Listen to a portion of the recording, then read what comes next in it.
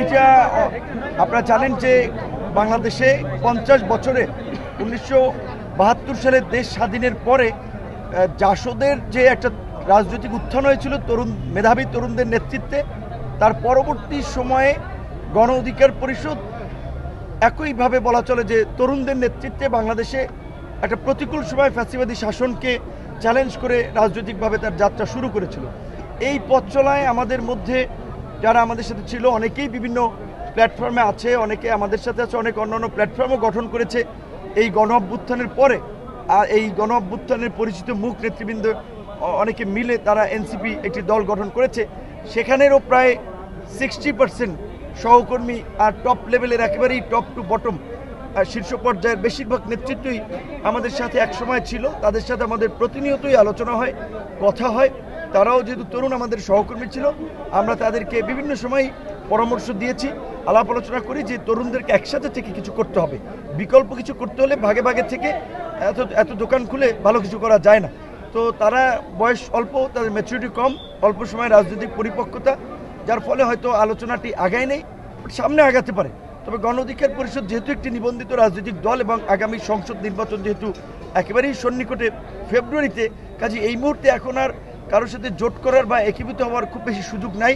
এখন আমরা আজকে যেমন হবিগঞ্জ 3 আসনে আমাদের প্রার্থীর নির্বাচনী প্রচারণা এসেছি, এর আগে এই সিলেট থেকে আনুষ্ঠানিকভাবে আমরা নির্বাচনী প্রচারণা শুরু করেছিলাম।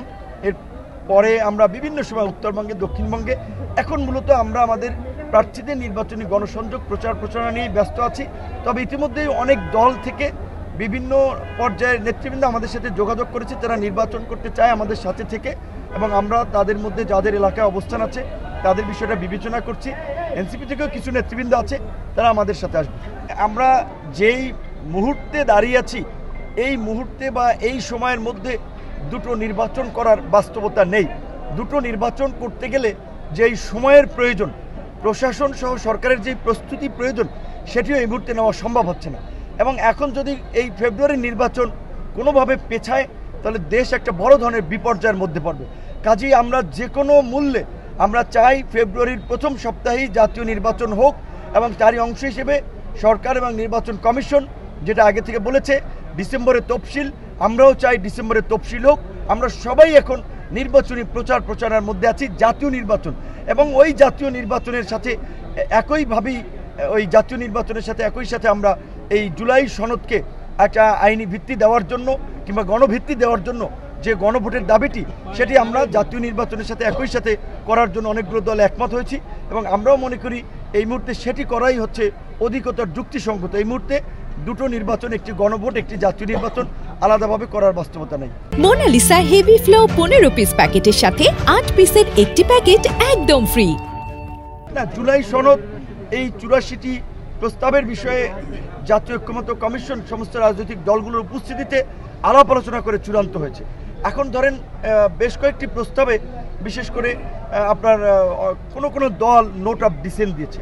এখন নোট অফ ডিসেন্ট একটা অফিসিয়াল মিটিং যখন হয়, 7 জনের একটা প্রতিনিধি টিম থাকলে 2 জনের নোট অফ ডিসেন্ট দিলেও 5 জনের মতামতে কিন্তু একটা সিদ্ধান্ত হয়ে যায়। কাজে এই জুলাই সনদকে কেন্দ্র করে যে 2-1টি বিষয়ে যাদের নোট অফ ডিসেন্ট রয়েছে, সেটি সরকার বিবেচনা করে নাই। সরকার জানিয়েছে যে বৃহত্তর স্বার্থে 84টি প্রস্তাবকেই তারা বাস্তবায়ন করতে চায়। আমার মনে হয় এর মধ্যে দিয়ে জটিলতা কেটে গেছে। এখন রাজনৈতিক দলগুলো বিশেষ করে কিছু বিষয় নিয়ে যে মতভেদটা আছে, সেটি আশা করি খুব দ্রুতই কেটে যাবে।